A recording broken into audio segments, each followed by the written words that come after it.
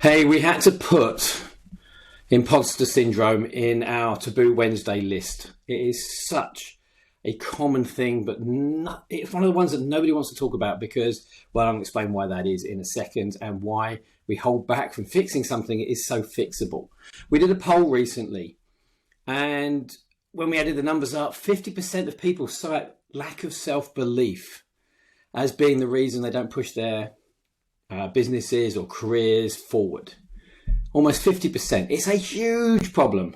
And the truth is, millions of people suffer at the hands of imposter syndrome, but they don't want to admit it. Now, first of all, they don't want to admit it to themselves, because if you say, I'm not good enough, I'm not capable, I'm not smart enough, the first thing that happens is you feel bad. And who wants to feel bad? And this is where we're going to be going in this short training to help you understand why we carry on doing something that we know is not good for us. And it's not just that we don't know how to fix it, it's we don't want to talk about it, we don't want to think about it, we don't want to put our hand up and say, hey, I've got a problem. So the damage to our own careers, our own businesses, and to the businesses that you lead and run, because I promise you, there'll be loads of people in your business that have this problem, or that is called imposter syndrome, but which I want to talk about later on and tell you what it's really about. So it's a very, very common thing. Don't be embarrassed by it. Don't feel that you are a failure because you have it. It is so common that if everyone put their hands up in a group and I said, hey, how many of you got imposter syndrome? And they're honest about it. You look around the room and 50% of people will put their hands up. But we don't want to do that because it makes us feel bad. It's embarrassing. It makes us feel down about ourselves. So then on top of that, if we admit to our boss that, hey, I'm struggling, I don't think I'm good enough for this job, well, then what are the consequences of that? And that's the trouble, because we then think, well, am I going to lose my job? Or are people going to think badly of me? Or is my boss not going to trust me? And we look into the future and think, it's all going to go wrong. And think about the consequences. What does that mean about your goals and aspirations? What does it mean about paying your mortgage, or looking after your children, or your family, or your spouse? And what we do is we look into the future and say, I can't tell anybody. So what happens is people struggle. People struggle in their roles because they don't want to admit that they're struggling. Now, the interesting thing is we often know that when we're struggling, and other people know that when we're struggling because they can see it. You know, we get stressed, we get sick, we snap at people, we make poor decisions. The consequences of this stress are actually not easy to hide, but we want to hide it still. So this is one of the biggest problems about imposter syndrome, is we want to hide it, but loads and loads of people have it. And your boss might have it. Certainly people in your team will have it. And round we go. And that's what's causing the problem. Now, if you are the boss, or you're at the top of the tree, or you're the top of the tree of the part of the company that you run, whom are you going to tell? Because you're meant to be the person with the answers. You're meant to be the person who knows how to do things. Hey, but we're human too. And I've worked with so many people, you know, C-suite, founders of companies, owners of companies, CEOs, and wow, even people who are high achievers often have this. And actually, interesting thing, when we dig into the motivation of what makes them successful or push so hard, is actually imposter syndrome. And we'll come back to that in the moment. So if you're the boss, who are you going to tell? So this is why I get a lot of senior people talking to me on the quiet, often self-funding. They don't want to put it through the business because they don't want anybody to know.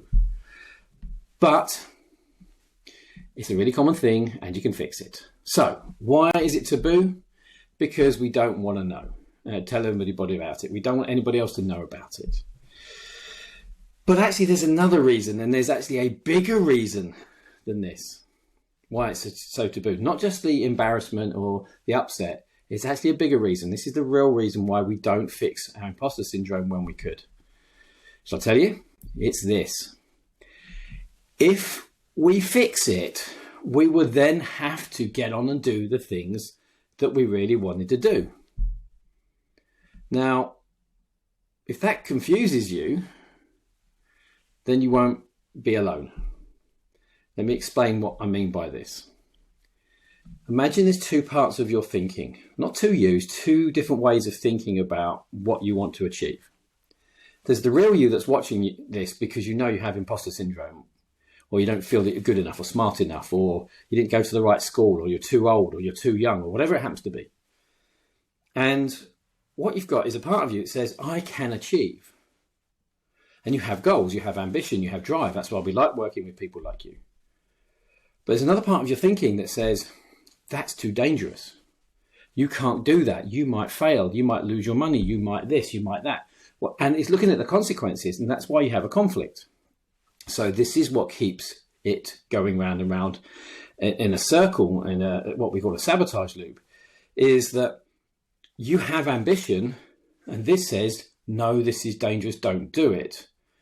And if you actually tackled this, and as we call it, turn it off, just simply turn the thinking off, then you would then be able to get on and do the things you want to do. And this is what happens with our clients. All of a sudden, they just leap forward doing the things that they want to do.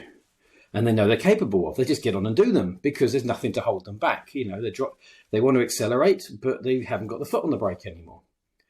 But this part of your brain says, no.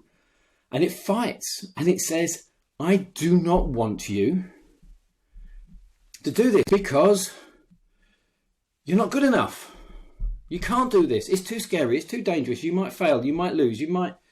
So what you've got is an argument, and this doesn't want to disappear. It doesn't want it to be turned off. This thinking doesn't want it to be turned off because it's trying to help you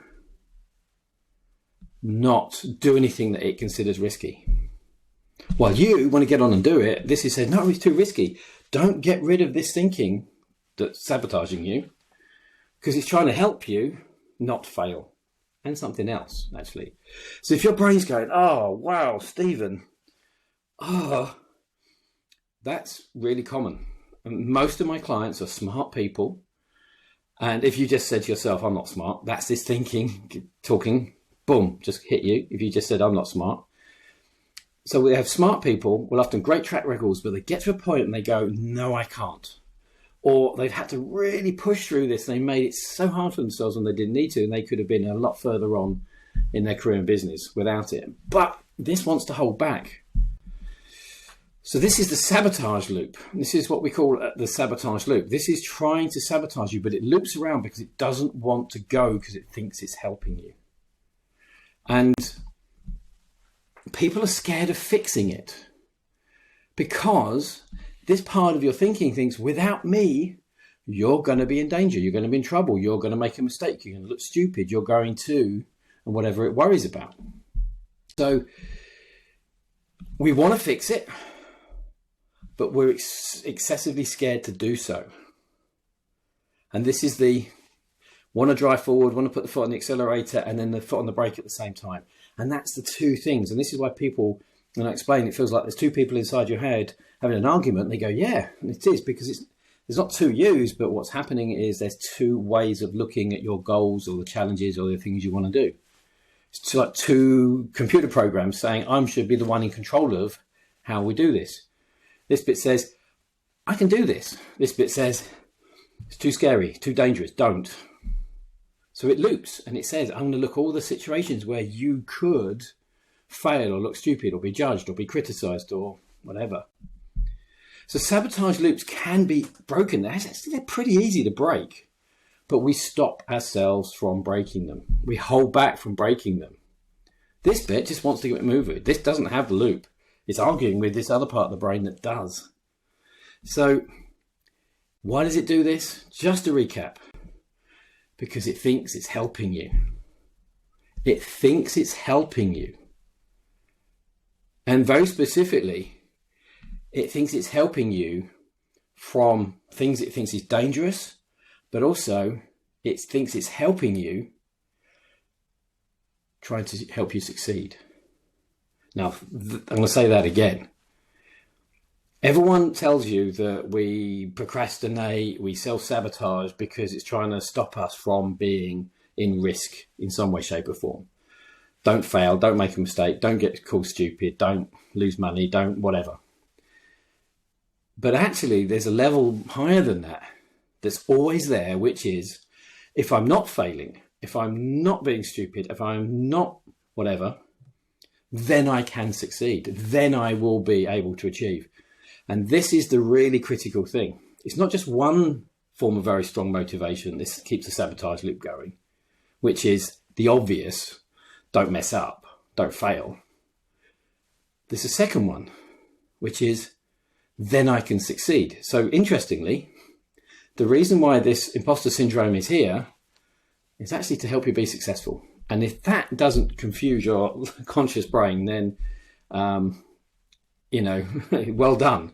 Because most people are like, well, it's making my life a misery. So it's trying to help. You're trying to help yourself achieve what you want to do. And this is trying to help too. So that's what keeps it in the loop. So that's basically what happens with imposter syndrome. There's a lot more to it, but this is a short, quick training. It's easy to break. And if you know you're holding yourself back and frustrated enough, and this is the thing, people tell you to have big goals and have big whys and then you'll break through. No, actually, in 20 years of my experience working with people with this, that's not how it happens. What you need to do is you almost need to get angry. You need to get angry and frustrated at yourself to overcome the fear, the excessive fear that this thinking has. So if you're like, you keep missing opportunities, you know that you're working below your level, you're not at the position you should be, your business is not where it should be, you're not having the revenue you should be, and you're not enjoying your life in the way you should be, then you've got a sabotage loop that needs to be turned off. You need to get frustrated enough to overcome the fear just to book a call. We call this the Alpha program. And you'll change this and see changes in as little as 4 weeks. It's quite predictable. There's a process because millions of people do it. Therefore, there's a process that the brain accidentally creates when it excessively creates fear and creates imposter syndrome and other sabotage loops. So the good thing about that is actually there's a process to fix it. And that's what I've been working on for the last 20 years. So if you get frustrated enough, it's time to be frustrated enough. And this part of your brain will go, no. Don't call him. Don't ask for help. Don't do it. No, it's too risky. It's too dangerous. That's your sabotage thinking, saying, no, don't book in a call or don't email. Or, as what people often do, they send me a message and I say, hey, let's chat. Then they ghost me. Because this wakes up and goes, no, it's too close now. It's too scary now. Don't talk to them about it. And this is the problem. You have to be frustrated enough and know that you are capable of far more, enough for you to briefly override this so we can have a conversation so I can show you how quickly you can change it in just a matter of a few weeks. But I'll leave that up to you. I hope this has been useful to you. I really hope I'll hear from you soon. We'll have a conversation and we'll get this broken in about 4 weeks. Doesn't matter how long you had it. Most people have had it 20, 30 years. Usually it happens when they're young. Usually got nothing to do with their business and career. But when you realize why you're doing it, and I'll explain how it can be broken so quickly, almost everybody just says, it's so obvious. Okay, let's get on and do it. So I look forward to speaking to you and get in touch and let's break this bloody imposter syndrome because you don't need to have it. Take care and I look forward to speaking to you soon.